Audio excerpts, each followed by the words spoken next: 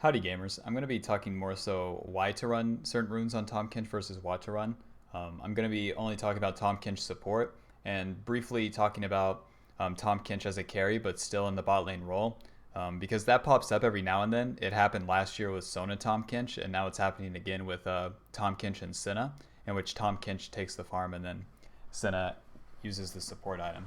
So whenever that happens, you go from a keystone like Guardian, which helps Tahm Kench as a support because he's providing for his allies, and then you go and whenever Tahm Kench is the carry himself, aka he's the one who takes the farm, it's not so important to have something that helps the ally in that lane, as there's usually no laning phase to be had, so you lose value of the laning tool, and then mid to late game, Unsealed Spellbook would just be outweighing it because having access to more summoner spells becomes just better for Tahm Kench than anything that the other runes can offer, even if he's being played as a carry. Something like Glacial Augment might be tempting, but it's not that good, as if you're going to get onto a target, usually the other champion they're going to be playing with, like if it was Sona, Sona would be leading with the ult, so then your Glacial Augment would be almost wasted. In the case of Senna, Senna runs Glacial Augment anyways, so to have Glacial Augment yourself and to miss out on the summoner spells from Unsealed Spellbook feels really bad. Something like Omni Stone's kind of the same case, where yes, you could have access to every single keystone, and then you could get two uses of a keystone in the duration of an all-in, but a summoner spell probably outweighs that, whether it's Cleanse, Ignite, Ghost, Heal, like Barrier, like any of them. It's just really hard to outweigh these on Tahm Kench. Since Tahm Kench doesn't have a lot of damage in his kit, it's also almost impossible to get any good value out of the other runes. Anything in the precision tree just doesn't add up. Anything in the domination tree, like you're not adding burst to his kit. Even things in the sorcery tree, like you can't, like if you add to his poke with, let's say, summon area and arcane comment, does that beat an ignite? I don't think so. And then more viably, like let's say in the resolve tree with grasping and dying, if you're playing Tahm Kench in the bot lane, you're not going to be auto attacking the enemy champions. You're really just going to be enduring the loss early. So in that case, like Unsealed Spellbook just works as a way better scaling option. You can't compensate Tahm Kench's bad early game if he's being played as a carry with any of the runes, so there's no reason to even look to do so. So back to Tahm Kench as a support, I think that Guardian's going to be your best option in most cases. Unsealed Spellbook can still be good, especially if you're playing with, let's say, a mage support or a scaling ADC. So champions that hard scale where you really don't have a laning phase anyways, champions like Vayne, long range champions like Caitlyn and whatnot, Unsealed Spellbook can give you some good value, as with Guardian, it needs to be procced, and then it needs the shielding and the movement speed offered needs to be useful for it to be useful for his ally. But with like a mage ADC or longer range or scaling ones, Unsealed Spellbook can still beat Guardian because of the defensive summoner spells that it can offer you, and then in a team fight that becomes more impactful than the shield and the movement speed that's offered from Guardian in the one-time case too. You do lose out on a lot of laning power, but if there's no laning phase to be had, or if the laning phase is naturally won, then I don't think that you need Guardian. But with most meta ADCs, or when you would be picking Tahm Kench in general with champions like Varus and whatnot, Guardian gains a lot of value as you're providing for a hyper carry. So with Guardian, when you're within a couple Teemo's range of your ally and they take damage, you both gain a shield and then a little bit of movement speed. Guardian's on a 70 to 40 second cooldown, so most stages of the game it's going to be around 60. Since you cap out at levels as a support, that cooldown doesn't go down very quickly. And since Guardian's cooldown is so long, whenever it's used, you really have to respect its cooldown. More so, your carry has to respect its cooldown. And when they don't, then it becomes really bad. But when it works, it makes it so that even if your ally's caught out, you eat them, they gain a shield, and then you can spit them out, and then they can choose to trade with the W. Or if you're just standing next to them whenever they've taken the damage, you might not have to eat them to save them. You could just be near them, and then they get the shield, and you both get movement speed away, and then the shield's going to help you block damage. So you're providing more effective HP, and you're providing more maneuverability with Guardian for you yourself and your ally. it is kind of anti-synergistic with Tahm Kench, as a lot of times you'll be eating your ally and then that will be proccing the Guardian versus being next to them. But even with that, the shielding is still fine, and then the extra movement speed helps you run away in most cases. And then through running away, you inevitably put your carry in a better position. So Guardian, it provides more for your allies and works better as a non-scaling option compared to Summoner Spellbook, as if you're providing safety from minutes like 0 to about 18, Guardian's going to be getting more value, especially in the laning phase, than Unsealed Spellbook would. For the secondary runes, since we're in the Resolve tree, I think Font of Life is going to be your best option. Something like Demolish is super greedy. With Font of Life, impairing the movement of an enemy champion marks them for 4 seconds, and ally champions who attack the marked enemies heal for 5 plus 1% of your max health over 2 seconds, so just provides more HP. Pretty similar to Guardian, gives more effective HP to your carry. Mainly your ADC is going to be proccing this, but whenever you start team fighting, all 4 of your allies can start proccing it, and that's when you really start getting value out of Font of Life. It's not the highest value for Tahm Kench, as you don't have an AoE slow. You only have your Q and then like sometimes your W to proc it, so it's really just to single out one target. But if you're fighting fights front to back, then that's where you get the most value out of it, because you slow the one target, it makes it easier for your team to damage that target, and they're healing for hitting him.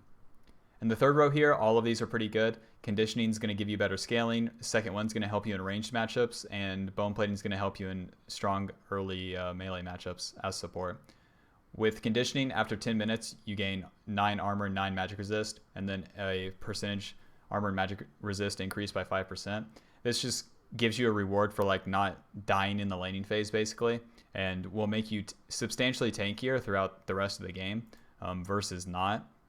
But with Tahm Kench, a lot of the time you're tanky enough anyways, and also it's kind of Tahm Kench's job to eat a lot of damage. So if you're playing into a lot of mixed damage through all sources of the enemy team, consider running Conditioning. But if it's only like one source of damage, then it's easy enough to itemize against, and then Bone Plating will probably be giving you better value, even in some ranged matchups.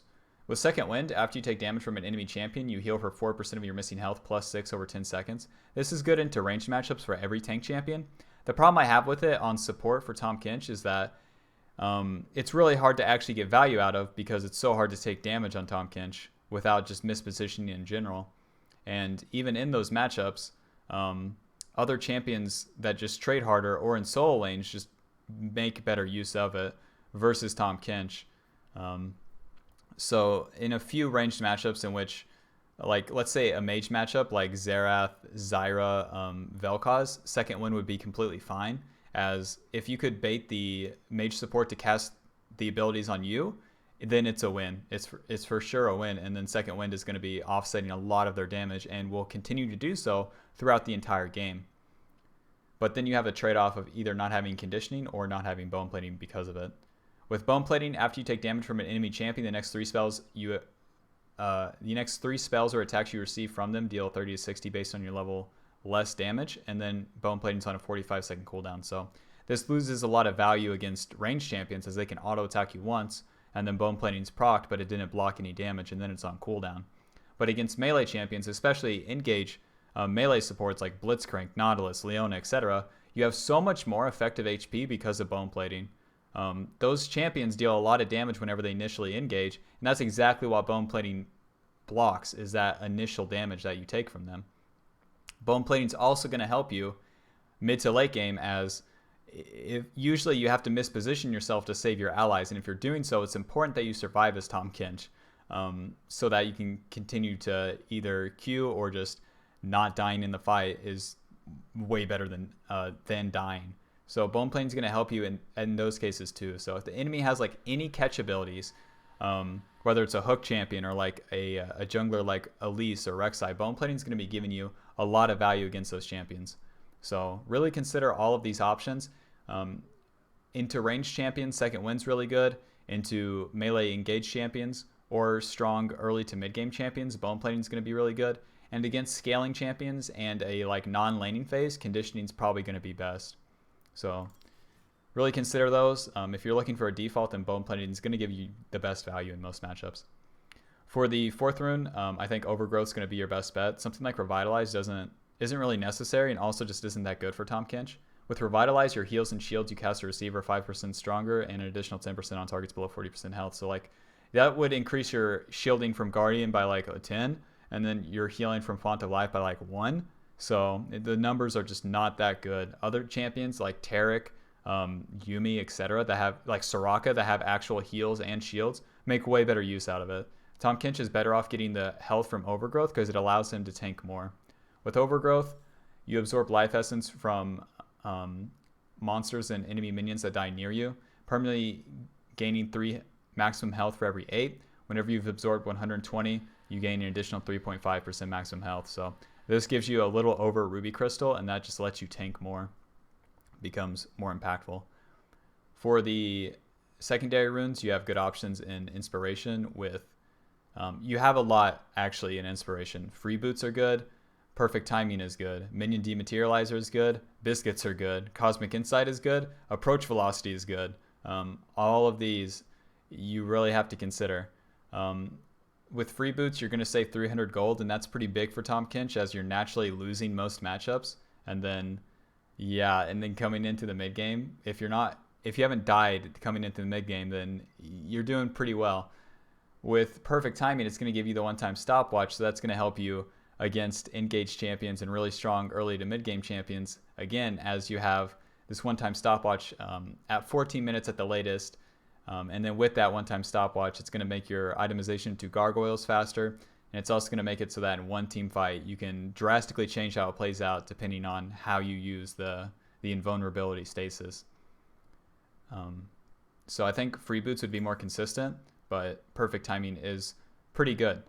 And then for the second row here, Minion Dematerializer is going to help you have control over the minion wave by dematerializing cannon minions, or even to dematerialize minions to hit a Q to like catch the enemy out, for example. But it's mostly just to have control over the wave, and that really doesn't come into play until way higher MMRs. And especially in a lot of lane matchups that Tahm Kench is going to play in Season 10, you're going to be against ranged champions, so Minion Dematerializer doesn't even work in that sense. Minion Dematerializer only really works for melee supports if they're playing into another melee support, as if the other melee support doesn't have it, then they just get pushed in on particular waves, especially around level 6, and then around timings that you could push in the wave and then go do dragon when the enemy can't respond without foregoing the wave. With Biscuit Delivery, it gives you more mana. That's really the only use of it. But with Tahm Kench, it's really hard to run out of mana, as you don't have to be spamming your Q in lane or your E or your W. So like, you really don't need the extra mana gained from Biscuit Delivery, unlike other supports. It's just like basically a luxury for him. With Cosmic Insight, you get 5% cooldown reduction on your abilities, summoner spells, and items. It's okay, but Tahm Kench's Q is on a really low cooldown, and the 5% off Tahm Kench's W isn't really going to do anything because the W is just on too long of a cooldown. So cooldown reduction doesn't really help Tahm Kench that much, unfortunately, because again, the Q's too low and the W's too high. Like, it sucks. It's off. A really unique champion in that sense. So I think Approach Velocity is completely fine. With Approach Velocity, you gain 15% movement speed towards nearby allies that are movement impaired or enemy champions that you impair. So makes it so that you can chase people down with your Q, and then if your allies are caught out, then hopefully you can get in range to W them by the movement speed offered by Approach Velocity. So it has that offensive and defensive utility in it, which is nice. For the adaptive runes, I think that attack speed actually outweighs the cooldown reduction. For most supports, the cooldown reduction is better, but for the exact same reason that Cosmic Insight is not as good, I think that the attack speed is better. The attack speed is going to help you control the wave. It's going to help you push it, and it's going to help you whenever you're fighting to build up your passive. So that's really it. And then for the resistances, you can go double armor. You can also go armor and magic resist. Depending on your bot lane matchup, let's say if you're playing into a Senna, you would want double armor because Senna deals AD damage. If you're playing into, like, let's say Varus Nautilus, then you would want armor and magic resist, as Nautilus and Varus deal a little bit of magic damage. In most cases, you're probably going to want armor and magic resist, but you can run the double resistances depending on the matchup. You can also run scaling health, but it's a bit of a greedier option, and the resistances go a lot further for a majority of the early game, and that's Tahm Kench's weakest point. So you might as well just make your early game easier than to get like a reward of like 20 to 30 health mid game by having the scaling health. You can also go double magic resist if you're playing into like an AP matchup in the bot lane, for example. So that's what I think about the Guardian page. I think whenever you're playing with a hyper carry such as like Kog'Maw, Varus, even strong ADs like Draven, Xayah, etc., I think Guardian's going to be your better bet, as you give more to your ally versus you give more to your ally earlier than Unsealed Spellbook can offer. But if you're playing in matchups in which you have no